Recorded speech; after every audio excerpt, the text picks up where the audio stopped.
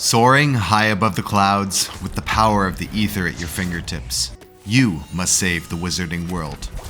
But there's butterbeer to drink. Welcome to Hogwarts Legacy. How's it? Naba here. Hogwarts Legacy from Avalanche Software and Warner Bros. Games is the most recent entry of the Harry Potter franchise into the video game arena and was hugely hyped up for its February 2023 release. Set, of course, in the wizarding world, the game is an action RPG following your character through their life as a Hogwarts 5th year and the challenges you face from your classes and the growing threat from the big bad plotting their designs somewhere out in their lair. As with any open world RPG, one of the first tasks is to create your in-game avatar. Hogwarts Legacy offers a large number of presets which serve as a foundation which can be mixed and matched with different face shapes, hairstyles, complexions, eye colors, and eyebrows to craft what you desire. Here they didn't choose to go to the route where you can manipulate everything on the face from the size of the nostrils, the depth of the brow, the size of the eyes, and the shape of the eyes, and instead went for the preset, which gives them more opportunity for greater fidelity. So, while there isn't infinite malleability, the options are quite extensive, which should allow you to create, at the very least, a close approximation of what you're looking for. Once you're done here, we dive into the story in cinematic fashion, as is expected of the Harry Potter universe. This brief vignette concludes with a tutorial introduction, which lays out core controls, basic wand combat, and our first spell, Revelio. This reveals that which cannot be seen, as the name implies. Learning spells is done through a simple minigame where you must trace the wand movements required to produce the magic. Even though this action isn't overly difficult, the simple process provides a little bit of a micro accomplishment, which rewards the new learning. Still in the tutorial, you begin using the Revelio spell, accompanied with Lumos, which I think you probably remember from the movies, to solve some of the basic puzzles. Despite the ease with which these challenges are dispatched, the feeling of childish joy casting these simple incantations and reveling in the power of magic was surprisingly impactful. Arising from the tutorial cave, you're greeted with the road to Hogwarts, where the cinematography and sound design really takes hold as you soar into the title screen with the unforgettable orchestral runs swelling up and are pummeled by the full weight of nostalgia from the Harry Potter franchise. So, here you are, an untutored 5th year student who must arise to protect the world from all that is nasty. But first, you must go to classes and learn how to witch and wizard. Of course, you'll need a house, and the Sorting Hat is expected to help you out here. If you have a Harry Potter fan club account, house choices are done automatically, but if not, the Sorting Hat will ask you a series of questions to determine where you belong. Sorry, scratch that. You'll be asked 2 questions. And if you know anything about the core themes of each house in Harry Potter, the question of whether you're daring, curious, loyal, or ambitious gives the game away. This should have been done better with questions that obfuscated the result to create the possibility for roleplay and suspense in the choice, especially since you can change your house after picking regardless. Now, this is a minor choice with some different quest lines attached, but it still would have been more enjoyable to add some depth here to create a character with different motivations and see what house they end up in without knowing the result in advance. After this brief interlude, and with the sorting ceremony clearly in your rearview mirror, you're released to the bowels of Hogwarts and allowed to begin exploring the beautifully constructed world. All throughout the building, you'll find lore-appropriate ambience. The pictures hanging from the brickwork contain worlds of their own, tenant ghosts roam the hallways, and the infamous grand staircase undulates, and quirky knickknacks of the Harry Potter universe are never missing for long. This is all brought to life by gorgeously rendered graphics and effects. While being high fidelity, to me the art design had a sense that it was part of a painting while having realistic notes all the same, which lent to a storybook effect to blend well with the Harry Potter aesthetic. Hogwarts Legacy tries to up the realism quotient with the fidelity of the facial textures, which are highlighted when conversing with other characters.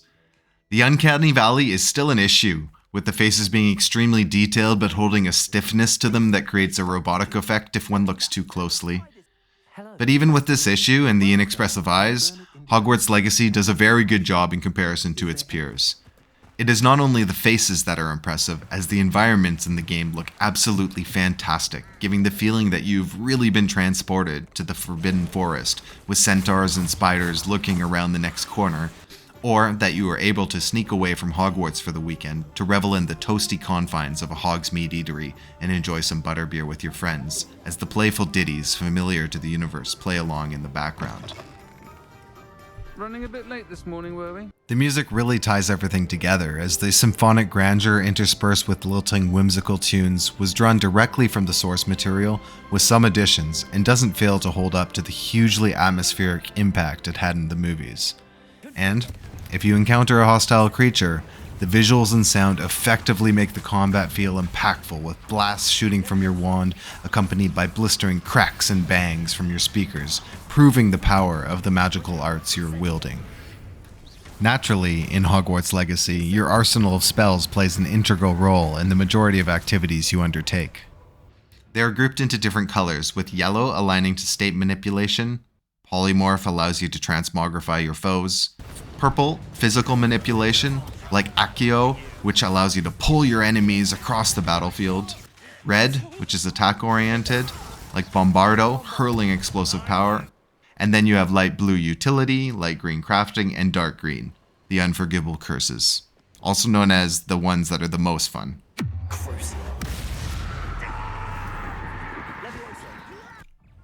Using these in combat is quite natural, and early on, one of your fellow students teaches you about how to chain these spells together to create satisfying combos, which allow you to juggle enemies indefinitely.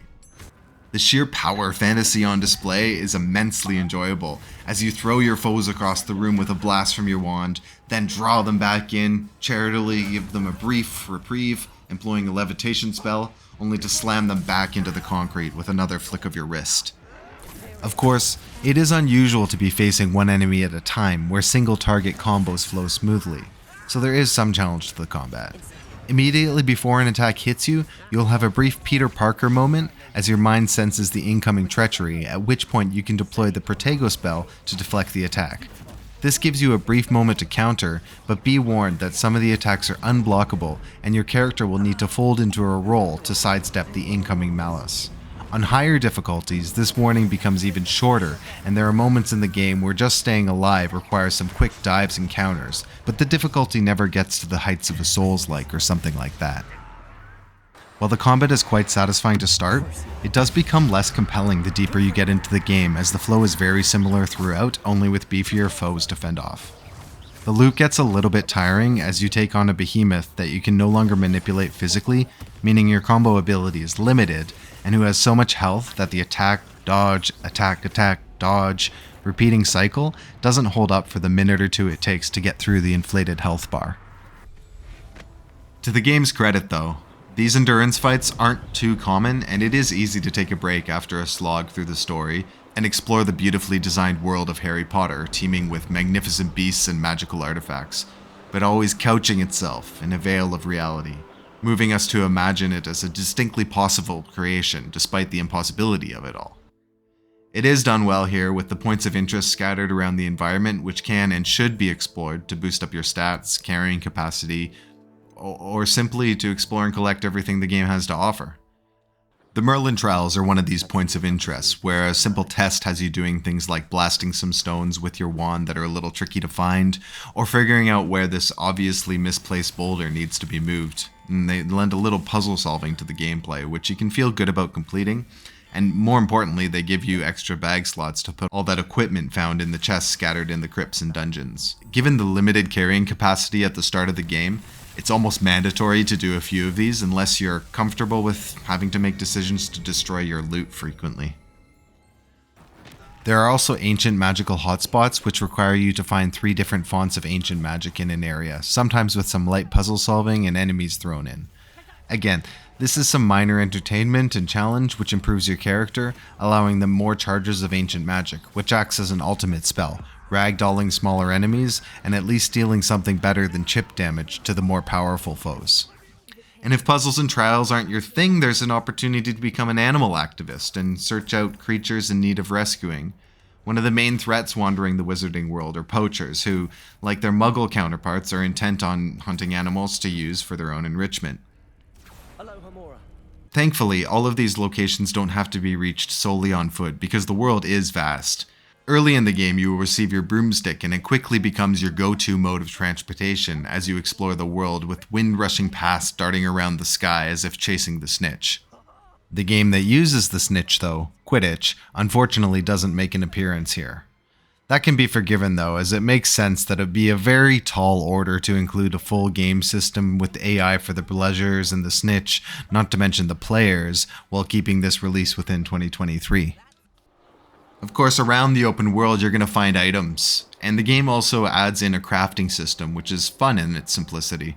Our protagonist can create potions and weapons which are consumed upon use, and of course there's the easy route to buy these from vendors in Hogsmeade, or scattered throughout the world, but there's also the opportunity to craft them.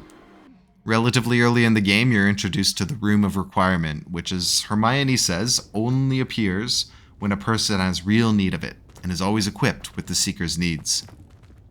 This lore, of course, would be difficult to fit into the game, so the room is always available to you and acts as a base of operations in Hogwarts, giving you access to the Desk of Description, a table that allows you to identify items, the Loom, which upgrades items, the Potting Station, which is a fun farming minigame where you can plant seeds to grow into magical vegetation within 15 minutes, and the Potion Maker.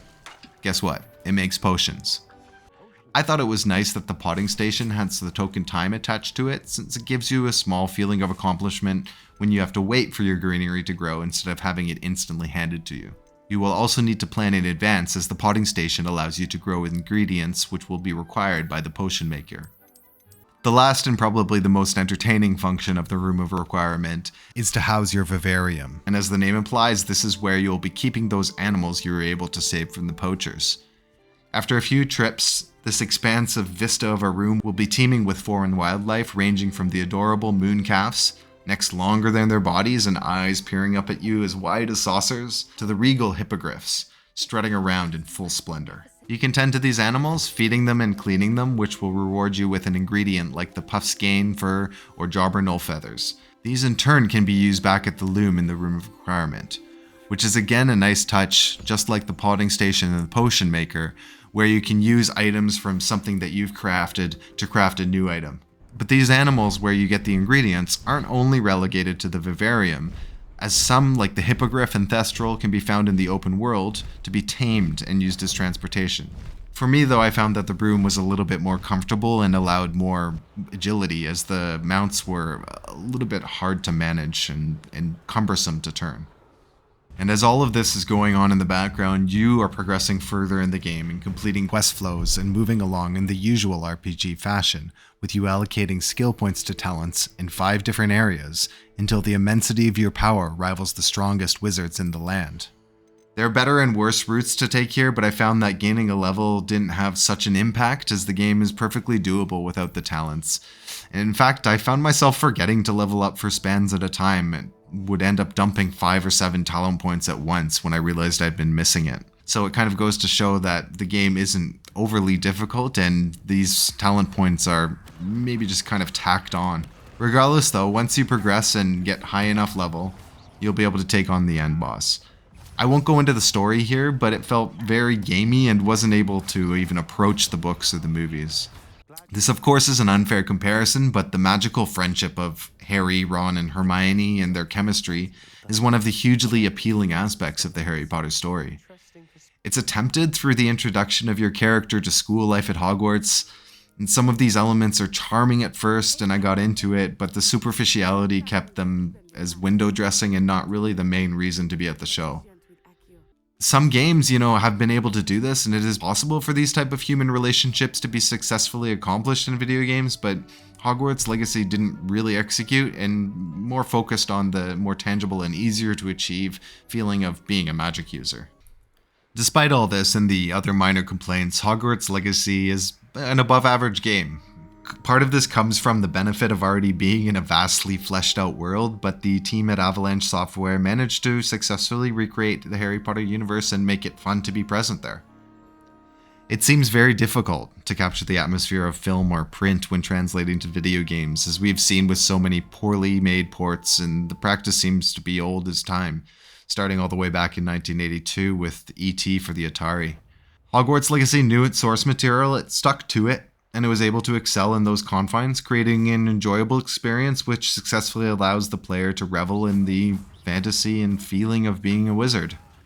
I wouldn't go so far as to say it is a great game, but it is a fun yarn to spin out, and if you're a fan of the series, it's worth a shot, if only to be able to walk in the shoes of your Harry Potter character for at least one day.